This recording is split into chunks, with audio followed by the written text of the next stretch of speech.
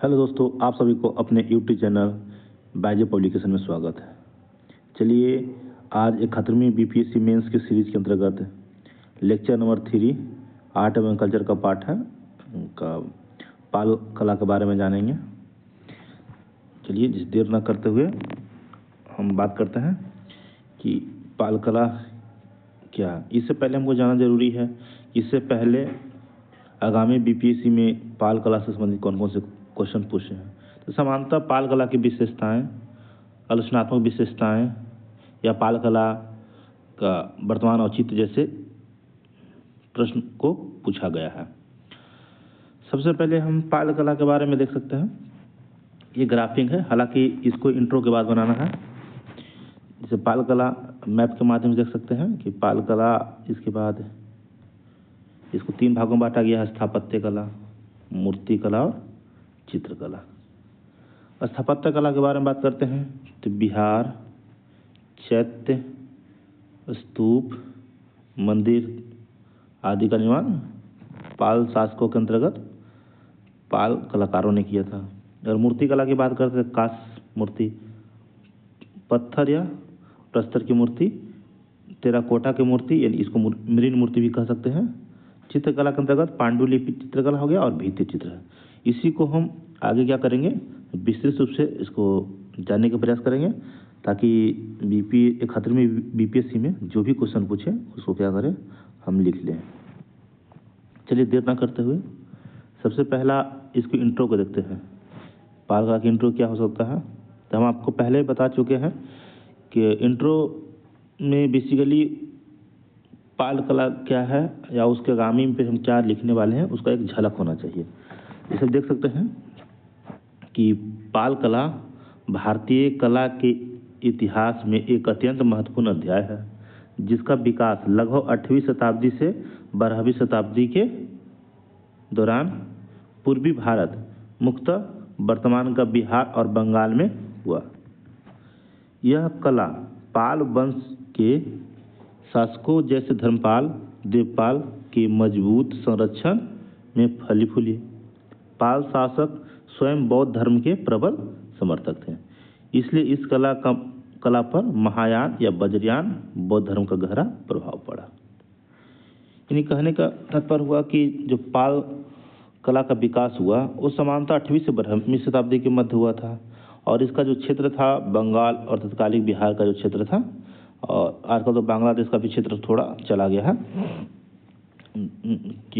है और इसके अंतर्गत बहुत से धर्मों का प्रभाव पड़ा। लेकिन विशेष रूप से पाल शासक का जो सर्वाधिक जो प्रभाव पड़ा पाल शासकों का, वो बौद्ध धर्म को मानने वाले भी थे और उसका प्रभाव ज़्यादा कला पर भी दिखाई देता है। हालांकि जो पाल शासक थे, पाल कलाकार थे, धर्म सहिष्णु थे और सभी मतलब धर्मों को क्या किया गया था, ध्यान में रखकर कला का निर्माण किया गया था। तो सबसे पहले हम बात करते हैं स्थापत्य कला के अंतर्गत, तो वास्तुकला। पाल वास्तुकला में धार्मिक और शैक्षणिक भवन पर जोर दिया गया, जिसका निर्माण मुख्यतः ईंटों से किया गया। यदि इसमें पहला बात करते हैं तो हो जाएगा बिहार। बिहार हो गया। बिहार के बारे में देख सकते हैं एक मैप बनाया गया है। ऐसे पहले बेसिकली बिहार होता क्या है, तो बिहार या महाबिहार भी कह सकते हैं। पाल शासकों ने बंगाल एवं बिहार के क्षेत्र में कई महाबिहारों का निर्माण कराया था, जैसे सोमपुरा महाबिहार, विक्रमशिला महाबिहार, उदंतपुरी महाबिहार। और उसका एक मैप है, तो क्या हुआ, खुला आंगन हो जाएगा, ठीक, कमरा होता था, द्वार हुआ, एक बरामदा हुआ और सीढ़ियाँ। और कई महाविहार जो होते थे, बिहार होते थे, 2 मंजिला या बहुमंजिला होता था, है ना। तो इसका एक मैप बना देंगे, जिससे क्या है कि एग्जामिनर को देखने में या चेक करने में काफ़ी आसानी लगे और रोचक लगे। चलिए इसकी विशेषता की हम बात करते हैं। तो यह पाल शासकों की सबसे बड़ी उपलब्धि थी। विशाल मठ सह विश्वविद्यालय भी था, यानी यहाँ पर मुख्य रूप से काम क्या होता था, बौद्धों का निवास और शिक्षा प्रसारण का केंद्र था। क्या था केंद्र, बिहार या महाबिहार। और संरचनात्मक दृष्टिकोण से देखें तो इसे बता भी दिए आपको कि आयताकार समानता होते थे, जिसके बीच में खुला आंगन होता था। चारों ओर भिक्षुओं को रहने के लिए निवास स्थल के रूप में कमरा निर्माण किया गया था, जैसे कैमरा देख सकते हैं, ए हो गया कमरा, ए हो गया, ए हो गया, ए हो गया, ये सब क्या है, कमरा है। ये क्या हो गया, ये खुली आंगन हो गया, और ये वाला जो पार्ट है बरामदा हो गया। ठीक, अब दूसरा हम देखते हैं चैत्य। यह चैत्य क्या था, तो चैत्य के बारे में हम लोग लिखेंगे, ये मठ परिसर के भीतर पूजा और प्रार्थना हॉल थे। यानी चैत्य क्या था, बौद्धों के पूजा स्थान या प्रार्थना स्थान था, जो भिक्षुओं के निवास स्थान से अलग होते थे। ठीक, यानी पूजा के लिए इसको बनाया गया था, ज़्यादा विशेष पर नहीं लिखेंगे। अगला चलते हैं स्तूप। स्तूप है, इसका निर्माण अवशेष को रखने के लिए किया गया था।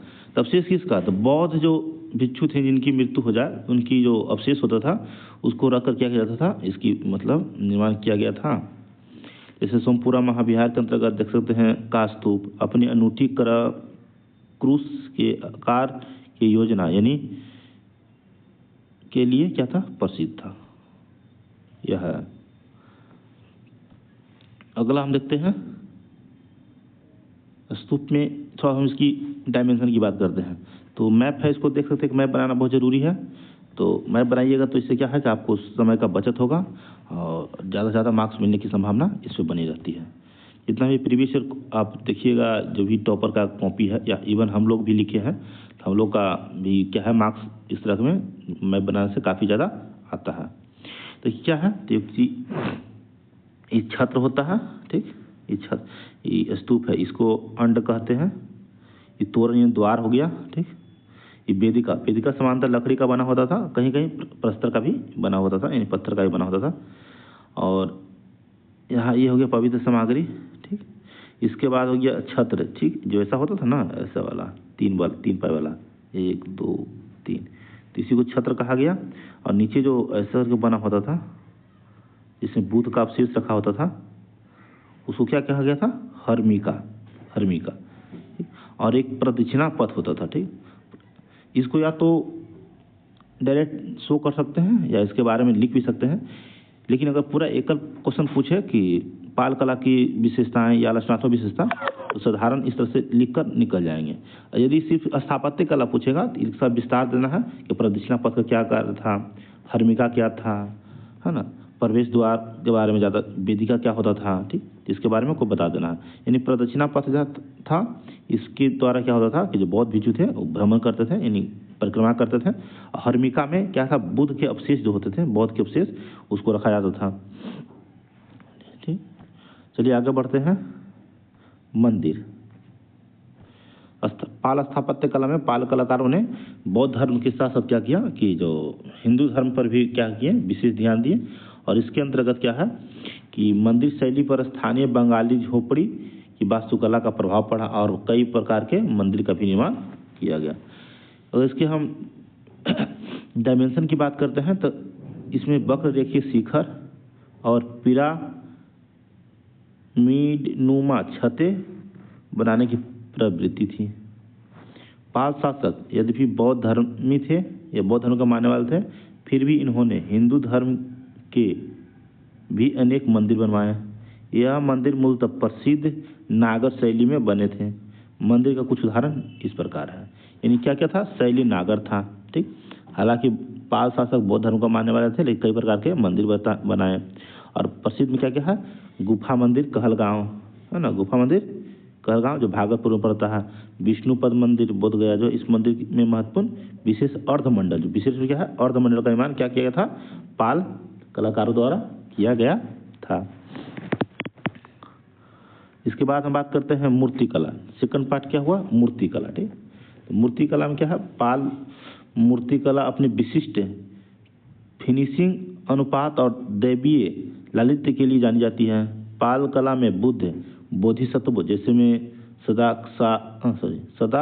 कसारी लोकेश्वर और हिंदू देवी देवताओं जैसे शिव, पार्वती, गणेश, सूर्य, महिषासुर मर्दिनी की मूर्तियां बनाई जाती थी, क्योंकि यह काल धार्मिक समन्वय का था जिसमें बौद्ध और हिंदू धर्म दोनों का प्रभाव स्पष्ट रूप से दिखाई देता था। जब बौद्ध धर्म का दोनों का प्रभाव रहेगा तो कला में भी इसका प्रभाव दिखाई देगा। और मूर्ति के अगर प्रकार के अंतर्गत देते हैं तो पहला जो भाग होता है कांस्य मूर्ति होता है, ठीक, कांस्य मूर्ति, ठीक। तो अब देखते हैं पहला चीज कांस्य मूर्ति, ब्रॉन्ज मूर्ति। यह मूर्तियां लुप्त मोम विधि के से बनाई जाती थी, यानी कि विधि होता था, तो इसके माध्यम से क्या होता था कि जो कांस्य की मूर्तियां बनाई जाती थी। यह अत्यधिक पॉलिशदार और चमकदार होती थी। धीमन और बितपाल जैसे प्रसिद्ध कलाकार इस शैली से जुड़े हुए थे। और इसमें वही मूर्तियां जो शिव, सूर्य, चंद्रमा, विष्णु, गणेश जैसे कई मूर्तियां का निर्माण किया गया था।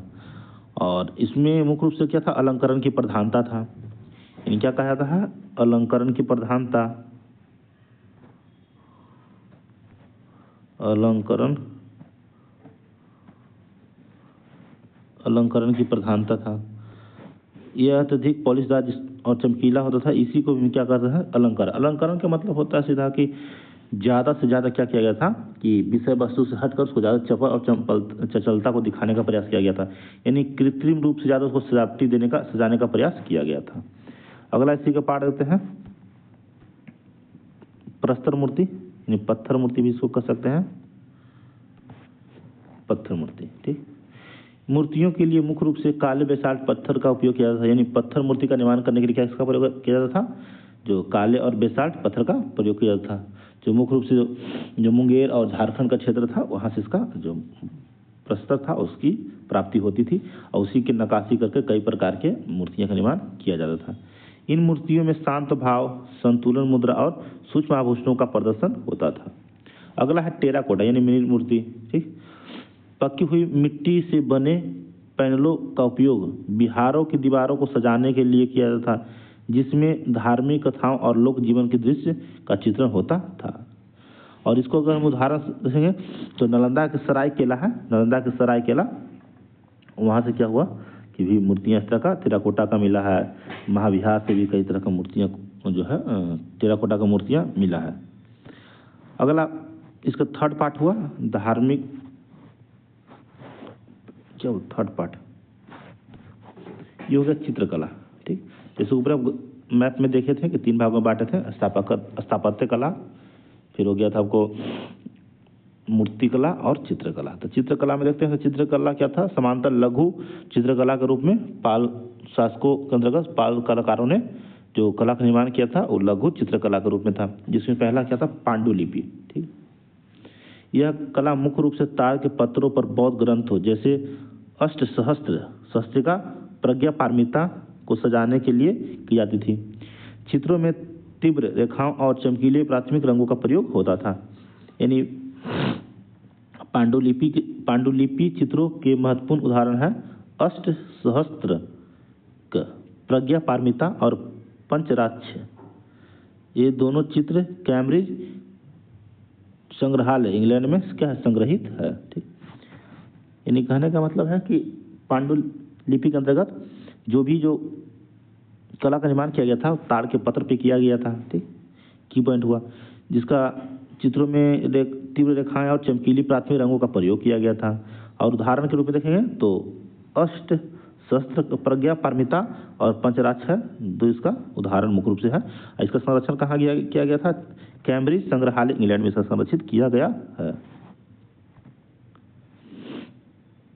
अब बात करते हैं एक भित्ति चित्र, यानी भित्ति चित्रकला। दीवारों पर कई प्रकार के चित्रकला का निर्माण पाल शासन के अंतर्गत पाल कलाकारों ने किया, इसको भित्ति चित्र के रूप में जाना गया। मुख्य रूप से दीवारों पर की गई चित्रकला के बहुत सीमित अवशेष नालंदा के एक सराय केला है, ठीक। सराय केला, नालंदा के सराय केला में जैसे स्थान है वहाँ पर क्या है कि भित्ति चित्र का प्रमाण मिला है जो अजंता परंपरा से क्या है प्रभावित है। अब देखते हैं विशेषता, ठीक। कहा कि एक पोर्शन इसका नॉर्मली क्या कर दी है, देख लिए हैं कि पाल कला क्या है ना, उसके अंदर स्थापत्य कला जैसे में बिहार, स्तूप, चैत्य के बारे में देख लिए। अब है उसके बाद मूर्ति कला भी देखें, उसके बाद हम लोग देख लिए चित्रकला, लेकिन इसके अंदर विशेषताएं कभी पूछती रही है। तो इसके साथ ऊपर जो बताया गया है इसके साथ विशेषताएं, अगर विशेषताएं पूछे तो इसको साथ ऐड करते जाना है। कहाँ ऐड करना है, जहाँ पर जिसका बारे में बात किया गया है, ठीक। यह तो अलग अलग पार्टिकुलर रूप से लिख सकते हैं कि पहले देना है, जैसे मान ली कि बौद्ध धर्म की प्रेरणा स्थल है।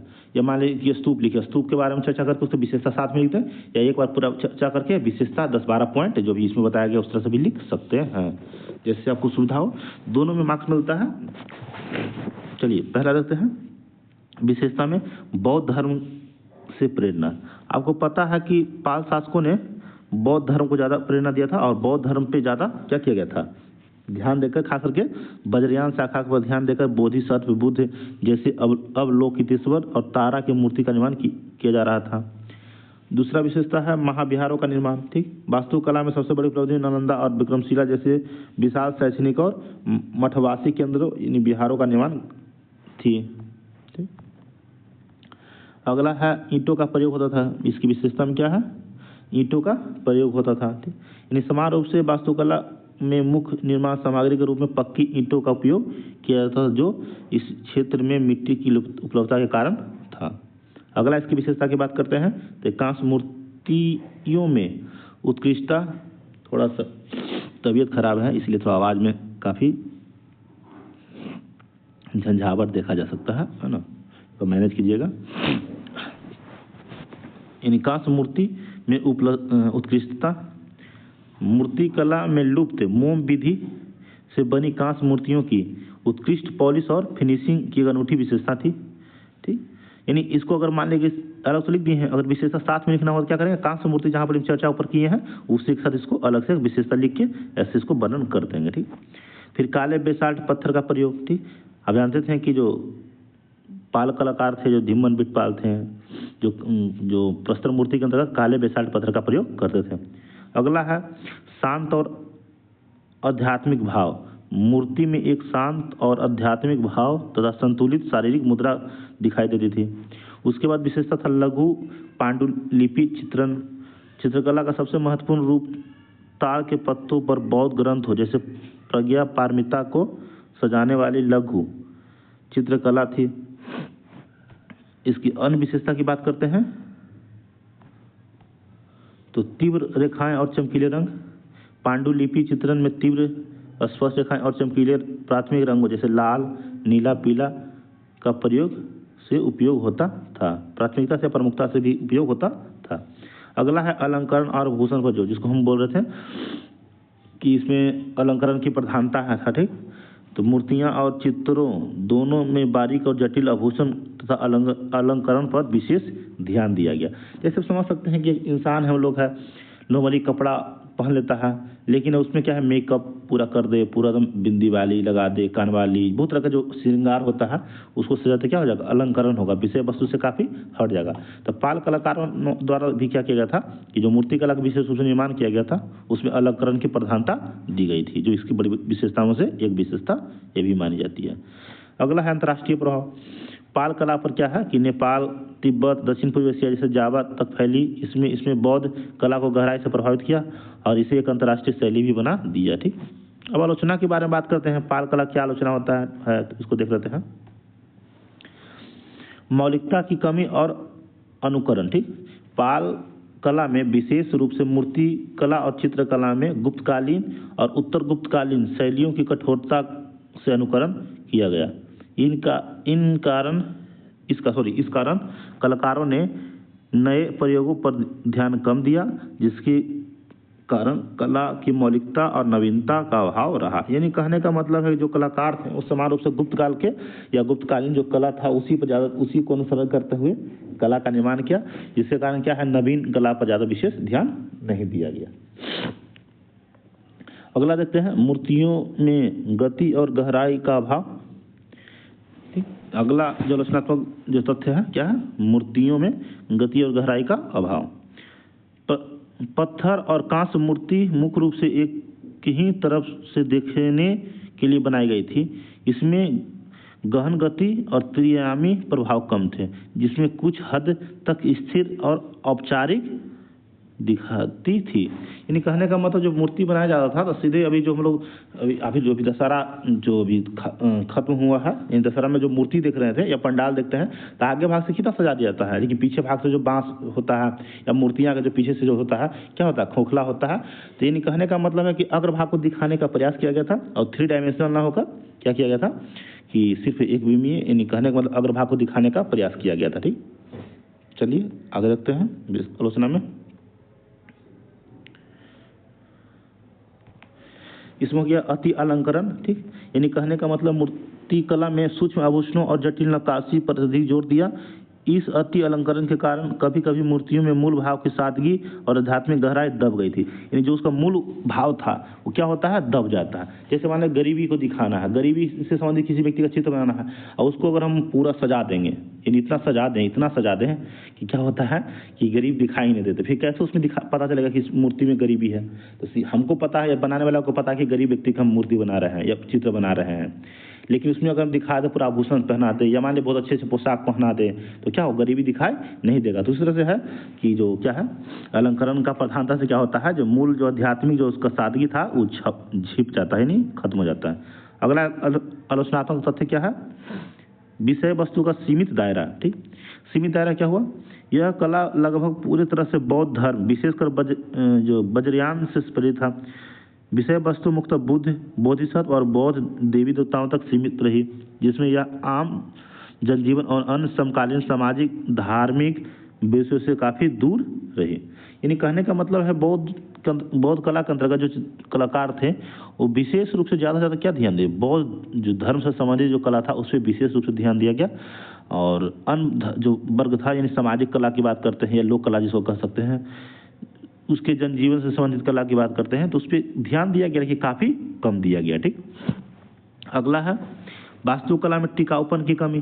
ठीक, आप जानते हैं कि इससे पहले बताया था कि जो कला का निर्माण हुआ था तो खास जो स्तूप था, चैत्य था, उसमें ईंट का प्रयोग होता था। ठीक, जिसके कारण क्या है कि इसका अस्थायित्व देना काफ़ी मुश्किल रह गया। और ऐसे भी जानते हैं कि एक समय के बाद ईंट क्या होता है कि क्षरण होकर क्या हो जाता है, टूटता है या अवशेष हो क्या होता है, खत्म हो जाता है। तो इसलिए अस्थायित्व देने में काफ़ी समस्या इसका उत्पन्न हुआ। इन्हीं कलाकारों ने क्या किया कि जो कला का निर्माण किया था, खास करके जो ईंटों से निर्माण किया गया था वो धीरे क्या हुआ, नष्ट होता चला गया। इसको फिर देख सकते हैं, वास्तुकला में मुख्य रूप से ईंटों का उपयोग किया गया था। विशेष विहारों स्तूपों में ईंटों के उपयोग के कारण ये संरचनात्मक पत्थर की वास्तुकला जितनी टिकाऊ और मजबूत साबित नहीं हुई और समय के साथ बड़ी बड़ी संख्या में नष्ट हो गई। ठीक, और इसका क्या नकारात्मक पक्ष है,